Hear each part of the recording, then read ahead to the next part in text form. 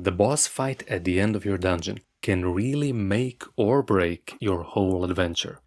Our memory is funny like that. When remembering an experience, we put more value on how it ended than on any other point in time. That's why we save the best for last. That's why it's important to stick the landing. Just think, if you're at a concert where a singer's microphone cuts out, would you prefer it to happen during the first song or the last? So, the final boss fight is important, and this can make game masters stressed about getting it right. But a week ago I designed a memorable boss in a way that was quick and easy, and I had fun doing so, and I want to share it with you, both the boss and the method.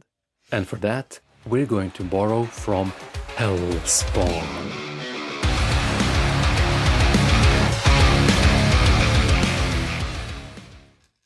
The main thing I want for any boss monster is to have cool abilities. The armor class, the damage, the exact hit points, those are all numbers, and numbers aren't going to make the fight memorable. It's about what a boss can do, and that's what we can take from hellspawn, regardless of the system we're playing in. It's an upcoming game where you play as agents of hell who are sent to capture escaped demons. I've backed it on Kickstarter and it's coming out in spring 2026. There's a link below if you want to check it out. But we're going to focus on forge.hellspawnrpg.com, where they've released their level 1 character generator. Alright crew, here's the big plan. Part 1. We go in. We generate a dozen of these characters, we steal anything that's cool and isn't nailed down, and we give all of that to our boss NPC. I love how everything about these characters supports the fiction they want to immerse you in. Nothing here is generic. You don't have a backpack. You get a shifting box of bone and blasphemy that swallows gear, holding some number of items. Your lantern reveals illusions. And we don't get light armor. We got a pulsating second skin that rides with every step and makes us hear whispers of the damned. But gear can wait. The first type of ability is called infernal abilities. They work just the way they're written. No more, no less. If there's a limit on how much you can use them, it's in there. So let's see. Mark of the Authority helps one ally. Not very boss-like. So I'll skip it. But Chains of Suffrax? It's a crowd control spell that immobilizes creatures near to us. Excellent. Our tactics are emerging. When the fight starts going poorly, the boss activates it and retreats.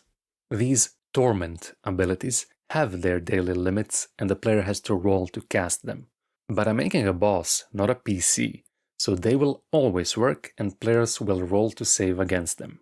And I'll only vaguely track daily limits, not going overboard, but also not limiting myself to a fixed number. What I will track is this abyssal debt, which is an innovative mechanic that will very naturally give our fight 3 distinct phases. I'll cover it in a minute. Part 2 of our plan is making sure the boss is well-rounded. That means covering offense, defense, and battlefield control. I won't dwell on it much. You can see my picks on the screen or in the linked PDF. I'll just say, don't pick too many.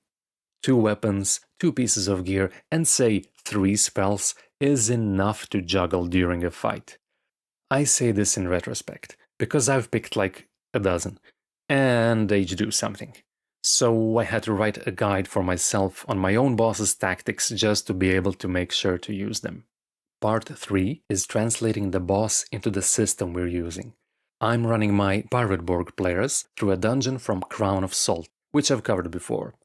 Everything is from the Morkborg family of games, so it pretty much already fits the rules. But even if it didn't, I would write down at most a number or 2 and improvise the rest. You don't need a paragraph of text to run it regardless of what game you're playing. What I've done is tweak the abilities to be weaker or stronger based on my party level. Like for this pistol, I've decided it fires 3 bullets at once, but all 3 at different targets. This way it will harass and slow them, rather than one hit kill them. Part 4 of the plan. Armor, health, and stats. We'll eyeball the base AC so the PC's attacks hit less than half the time. It's okay to be a bit punishing with this in Pirate Borg, because players get access to Devil's Luck, and it's a pretty strong mechanic. We'll then slap on a bunch of hit points and ignore the rest of the stats. Bosses don't need stats. It's enough to know a PC must roll, say, a 16 on any interaction with a boss, the way Index Card RPG does it. And lastly, Abyssal Debt and the phases of our fight. It's a type of luck mechanic that lets you make rerolls, soak damage, etc. But unlike in other games I've seen, you don't get like 1d2 luck that resets each day and only affects the game on a meta level. You can use that up to 18 times, but permanent changes manifest on your body after 6, and another 6, and another 6 uses. With each threshold, you look more and more like a creature of hell, and at 18, hell reclaims you, and you are gone. And that's the phases of our boss fight.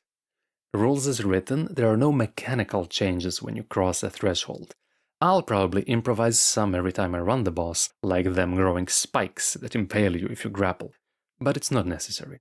Changing appearance and behavior will do a lot for the tone, especially if they're reflected on the environment as well. Now, a player character can repay that with certain actions like completing quests, but Azravan, my boss NPC, here's a Soltanic original. On a crit, Azravan steals a Devil's Luck from the target and repays 1 Abyssal Debt. Azravan always knows how much Devil's Luck you have left. If any of this is interesting, you can check out Hellspawn on Kickstarter or my video about Crown of Salt. Until next time, my friends, good night.